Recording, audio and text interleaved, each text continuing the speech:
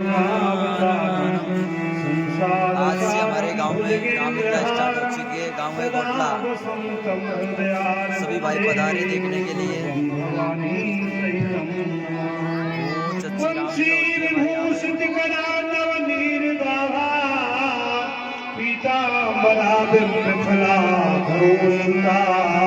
जब पूरी कृष्णात् परम किमपि तत्त्वमहं न जाने।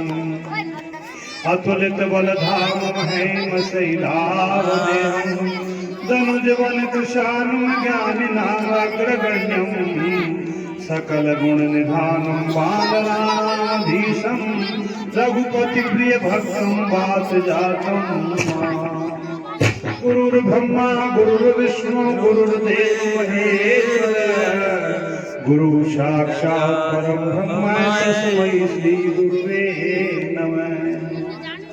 बोले गजानन महाराज की निज रोज रज निज बल मुकुट सुधार वर्ग वर विमल जस जो बल चार बुद्धिनु जान के तुमरो पवन कुमार बल बुद्धि विद्या मोहि हरम कलेश विकार जय मान ज्ञान गुण सागर जय कबीर ने लोग उड़ा कर राम दूध अधुरत बलदामा अंजन पुत्र पवन सुत नामा महावीर विक्रम बजरंगी सुमति निवार सुमत के संगी कंचन वरण विराज सुबेसा कानन कुंडल कुंजस केसा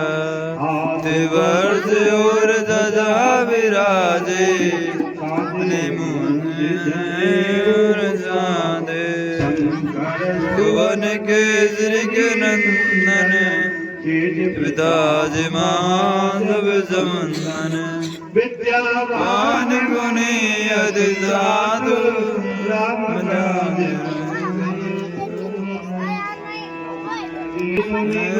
को रसिया राम लखन सीता दुन रसिया सूक्ष्म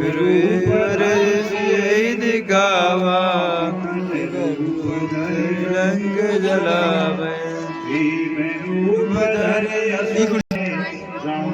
कुर्सी को पकड़ ला, कुर्सी को पकड़ रहा था।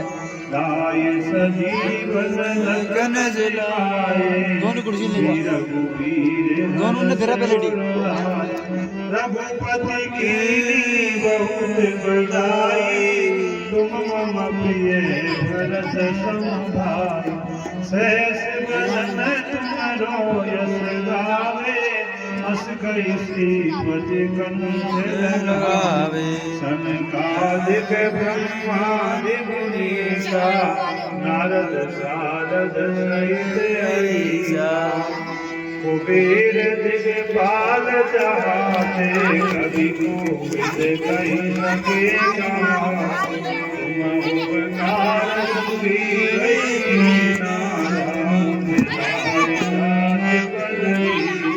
तुमरो मंत्र विभीषण माना संकेत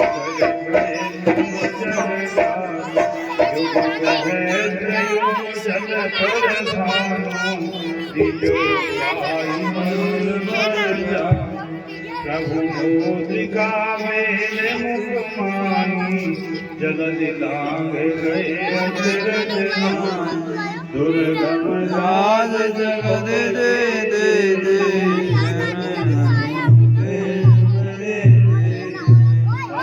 दुलारे तुम रखवारे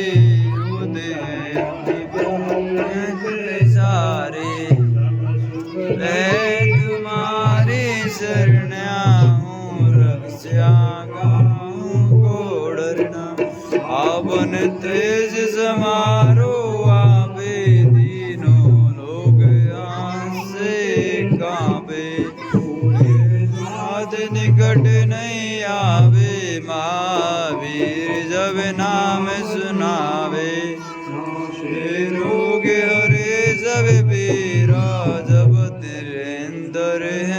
नाथ वीरा अलगे हनुमान जुड़ावे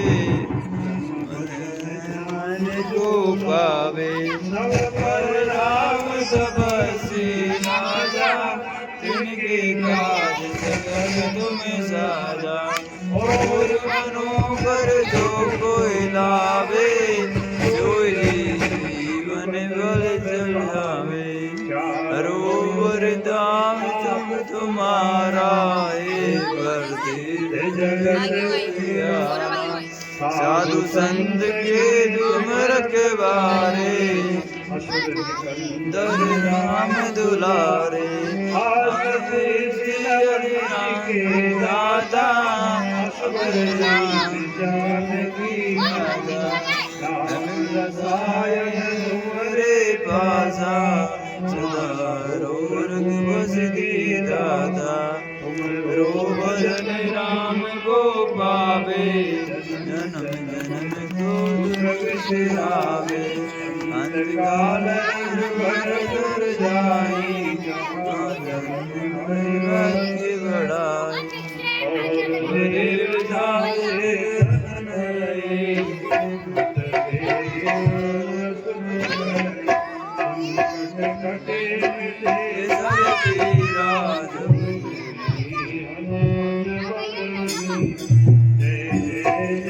हनुमान गुसाई कृपा करो गुरुदेव के नाई पाठ घाट करे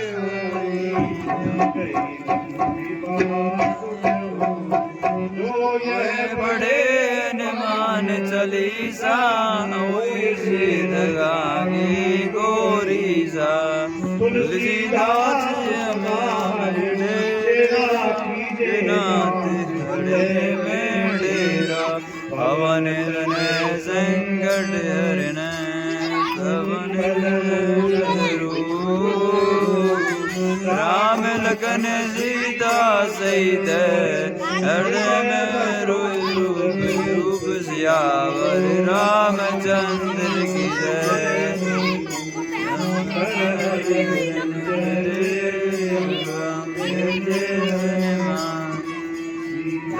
राम चरण रते मोरे बड़े रामचंद्र की जय हो भाई साहब। अभी ही माननीय हमारे मुख्य अतिथि हमारी ग्राम पंचायत के सरपंच साहब आप पहुंचे हैं और वो अभी यहाँ पर रवीन काट करके और तुरंत ही रामलीला मंच का उद्घाटन करने जा रहे हैं। अंदर की लाइट चले भाई।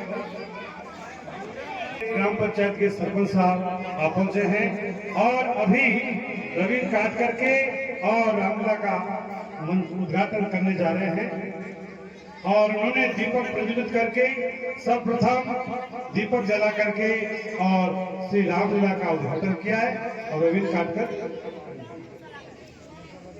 बोले गजानन भगवान की आओ आरती करेंगे।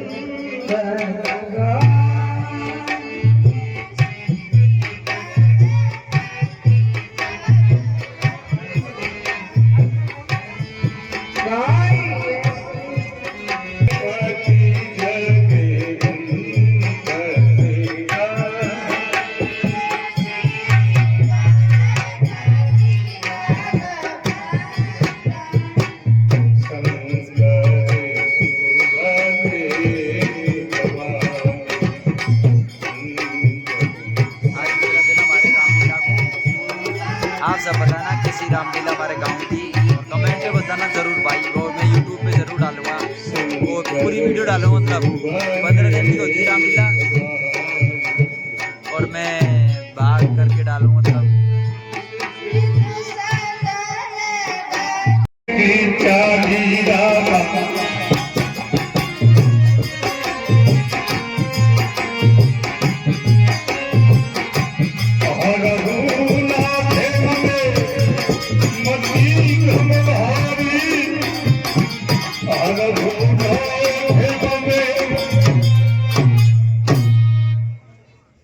हे चंद्रमा को अलंकार की तरह सिर पर धारण करने वाले चंद्रशेखर, हे नाथ, ऐसा समझकर आप मेरी मति के भ्रम को हर लीजिए स्वामी।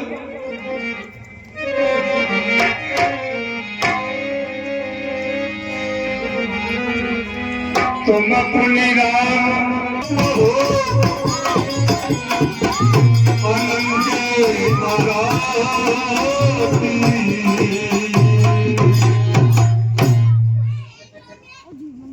हे चंद्रशेखर, हे कामदेव के शत्रु, आप स्वयं दिन रात आदर पूर्वक श्री रघुनाथ जी का जाप करते रहते हैं स्वामी।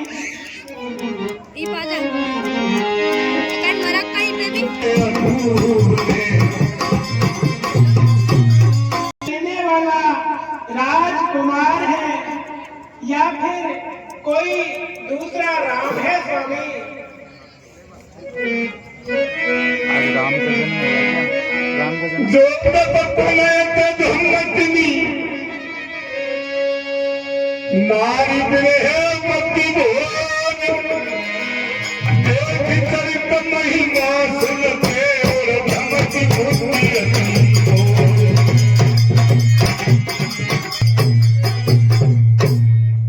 हे स्वामी, यदि वे राम राजा के पुत्र हैं तो ब्रह्म कैसे, और यदि वह ब्रह्म है तो फिर नारी के विरह में उनकी मति बावरी कैसे हो गई नाथ?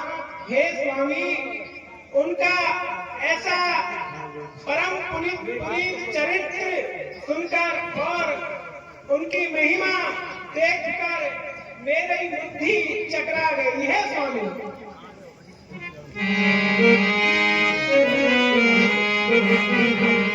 मैं बनती हीरा में प्रभु का हीरा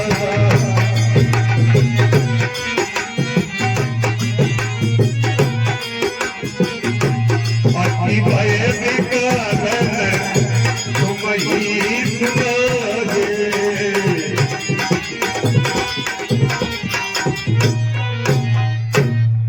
हे स्वामी, यद्यपि मैंने पूर्व जन्म में वन में श्री रघुनाथ जी की लीला को देखा है स्वामी, लेकिन आपके भय से मैं बता नहीं पाई।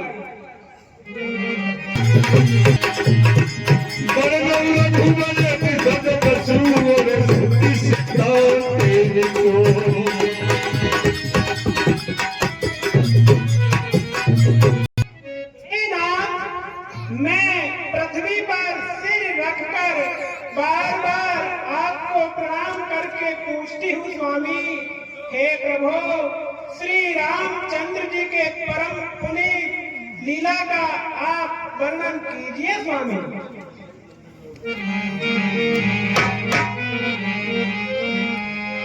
प्रथम सोपान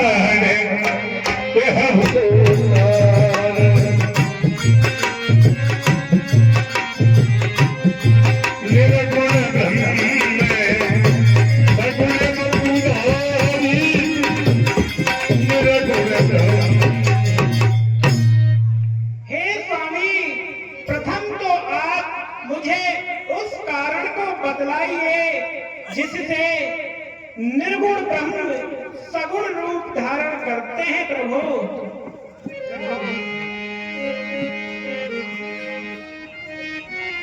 कारुण्य रूपम करुणाकरम श्री रामचंद्रम शरणम प्रपद्ये। जिसको देखे बिना जाने ही यह झूठ भी सत्य सा मालूम होता है। ऐसे प्रभु श्री रामचंद्र जी को मैं नमस्कार करता हूँ, उस बाल रूप की वंदना करता हूँ जो दशरथ जी के आंगन में विहार करते हैं। हे पार्वती, तुम धन्य हो, धन्य हो, धन्य हो जो तुमने श्री रामचंद्र जी की कथा पूछी है। तुम तो श्री रामचंद्र जी के चरणों की अनुरागी है, अर्थात अत्यंत प्रियतम आपको उनके श्री चरण लगते हैं। इसीलिए तो संसार के हित के लिए आपने यह कथा पूछी है। राम कृपा के पार्वती सपने तब मन माहि, और हे पार्वती, श्री रामचंद्र जी की कृपा से आपके मन में तो स्वप्न में भी मोह नहीं है, ऐसा मेरा विचार है।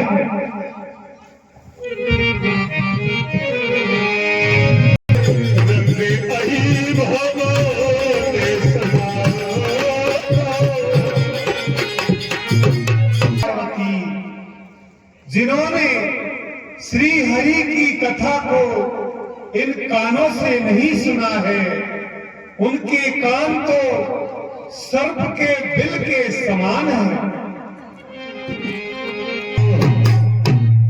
और हे पार्वती, जिन पुरुषों ने संतों के दर्शन नहीं किए, उनकी आंख तो नकली चंदोले के समान है।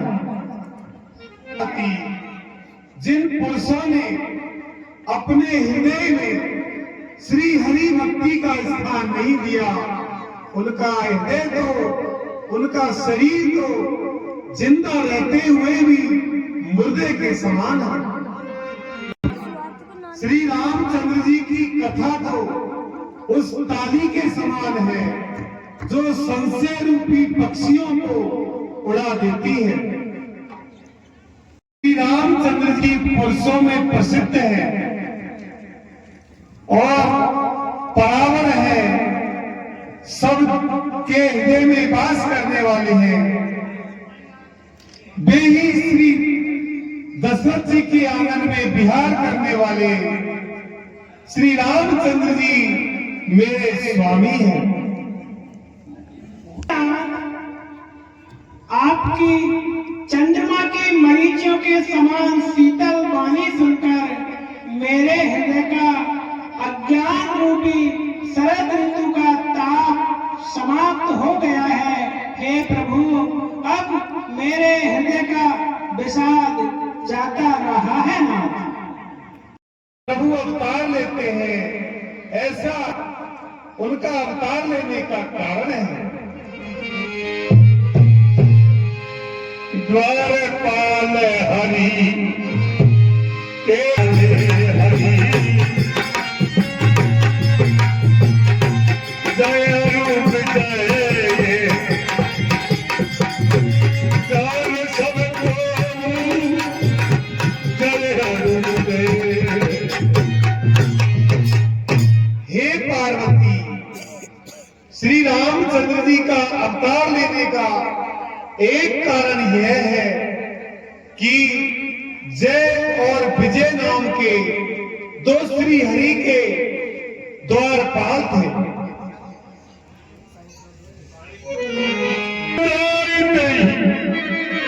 महावीर बलवान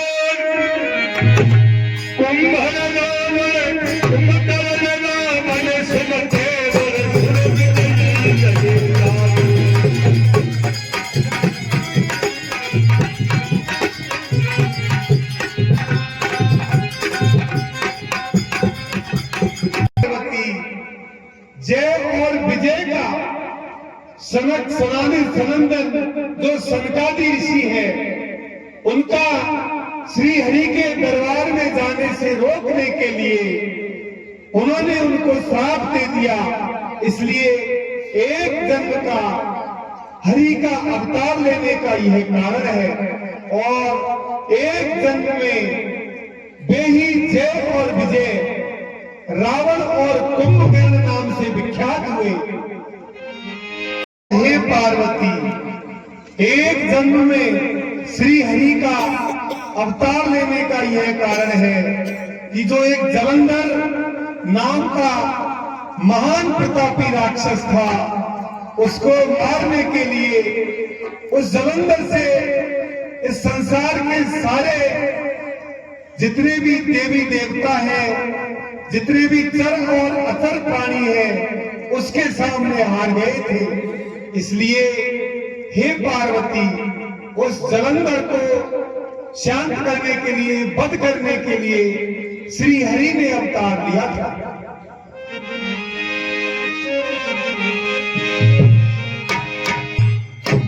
और हे पार्वती, एक बार देवर्षि नारद ने श्री राम जी को श्राप दिया था। उनका अवतार लेने का एक कल्प का यही कारण है। इस बात को सुनते ही पार्वती जी एकदम से चकित हो जाती है और उस प्रकार से पूछने लगती है, हे स्वामी, लक्ष्मीपति भगवान ने कौन सा अपराध किया था? मुनि ने उनको श्राप क्यों दिया था नाथ?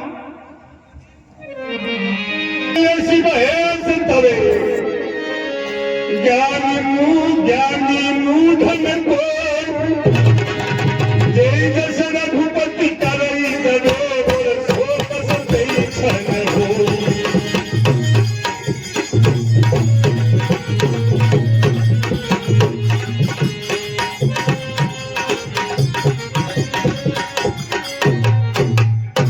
हे पार्वती, इस संसार में न तो कोई ज्ञानी है और न मूर्ख है। जिसको भी श्री रामचंद्र जी जिस स्थिति में रखते हैं, वह उसी क्षण ऐसा ही हो जाता है। बोले शंकर भगवान की। हाँ, तो भगवान जिसको जैसा जब चाहे बनाना चाहते हैं, वैसा बन जाता है। यहाँ पर भरद्वाज जी महाराज और उस सुंदर स्थान को देख करके और रमणीक स्थान को जो देखा, तो उनका मन हुआ कि यहाँ बैठ करके कुछ समय के लिए मैं भगवान का भजन करूं।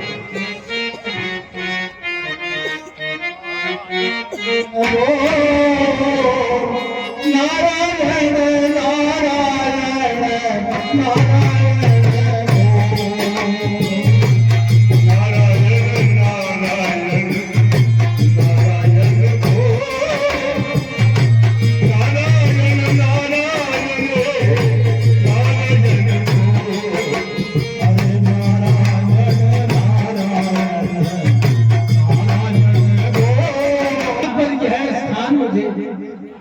बहुत ही सुंदर लग रहा है, क्योंकि पास में गंगा जी बह रही है।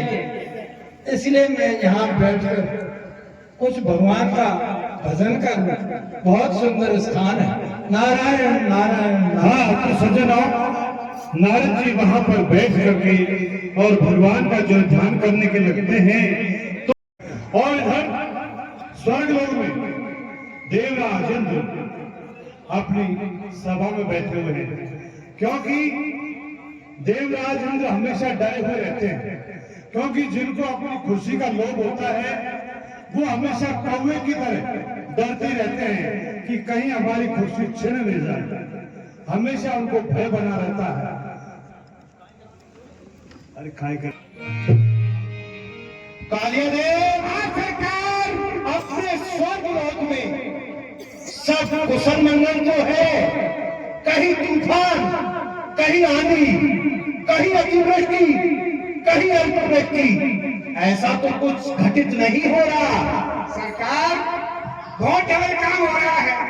आंधी आती है, बरसात आती है और आंखों को बुझा के चली जाती है। कुछ नहीं हो लेकिन ये तो इंद्र का राज है ना। स्वर्ग लोक में तो अप्सराओं का नाच गान होता ही रहना चाहिए। इसलिए मैं भी यही चाहता हूं इंद्र लोक में हमारे लिए उर्वशी और भी सुंदर सुंदर अप्सराओं को बुलाया हो जाए और वीरांगन दर्शकों के साथ नाच गान होने दे। हाँ बुला के आओ हाकिम, इंद्र की अप्सरा को बुला के लाओ। नाचने वाली हाजिर हो। आए केदारपुरी गई गई चुन्नी चुन्नी चल बैठो।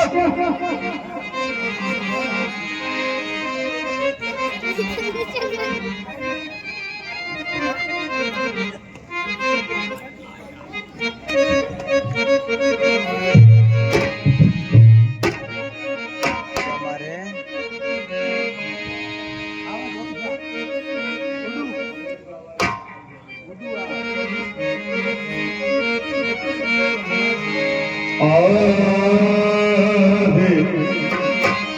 नाच दिखाएगी, नहीं तो कान खोल कर सुन, जेल में डाल दी जाएगी और दिन भर रात भर लाइन पड़ी रह जाओगी। नजर लाती है राजा तेरे मंदिर पे।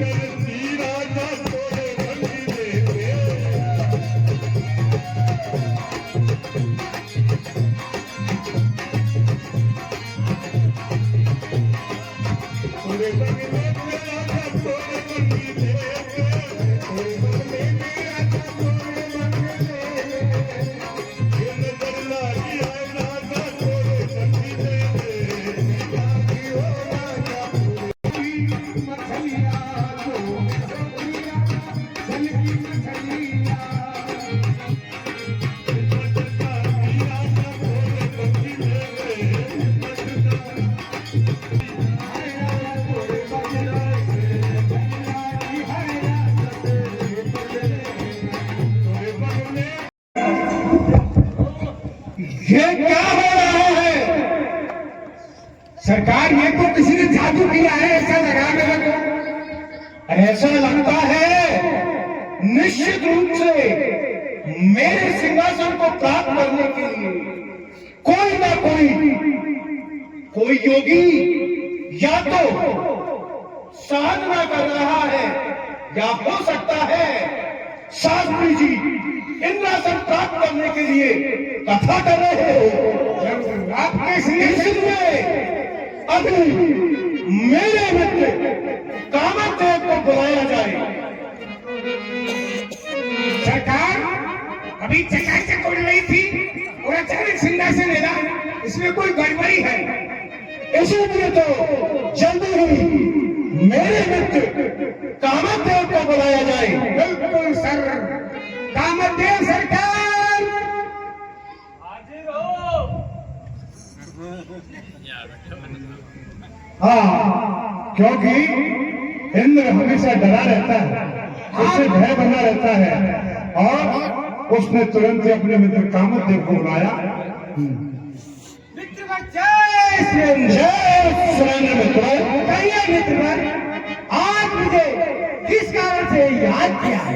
नित्य कामदेव, मैं तो नित्य की तरह आज भी अप्सराओं के नाच काम देखने में मदमस्त था।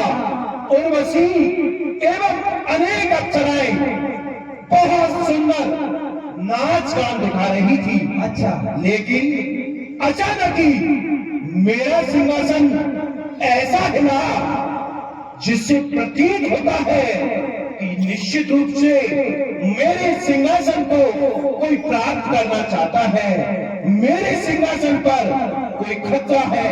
इसलिए मित्र, आपके होते हुए मेरे सिंहासन की तरफ कोई आंख उठाकर भी कैसे देख सकता है? इसलिए जाओ और पता करके आओ कि आखिर कौन है जो इंद्रासन को प्राप्त करना चाहता है। मित्र भाई, मेरे हाथ में आपके सिंहासन पर कोई आंच नहीं आएगी। अभी जाता हूँ और अभी पता लगा करके आता हूँ। मुझे आपके बल और प्रसाद पर पूरा यकीन है। आप जाइए और अपने काम कारों से, काम वासनाओं से अफसरों का साथ में लेकर के चलो। उसी समय देवराज इंद्र की आज्ञा, जिस प्रकार से कि एक कुत्ता सूखी हड्डी को लेकर के भागे और पीछे से वो शेर को देख करके सोचे कि कहीं मेरी हड्डी को छीन न ले, उसी प्रकार से देवराज इंद्र को भी थोड़ी बहुत लाज नहीं आती है और बहुत डरा रहता है। चलिए रंभाधिकारी उनको लेकर के वहां पर बसंत ऋतु को तुरंत उत्पन्न किया है। वहां पर सुंदर शीतल मंद सुगंध 3 प्रकार की हवा बहने लगी है और बहुत ही सुंदर काम को उत्पन्न करने वाली सुंदर हवाएं, सुंदर माहौल, सुंदर बाग बगीचे उत्पन्न किए हैं और वहां पर ऋषि मुनि की समाधि को भंग किया। राजेदेव देखो, इधर देखो, ये मुनि तपस्या जी कर रहे हैं। अरे मुनि बाबा,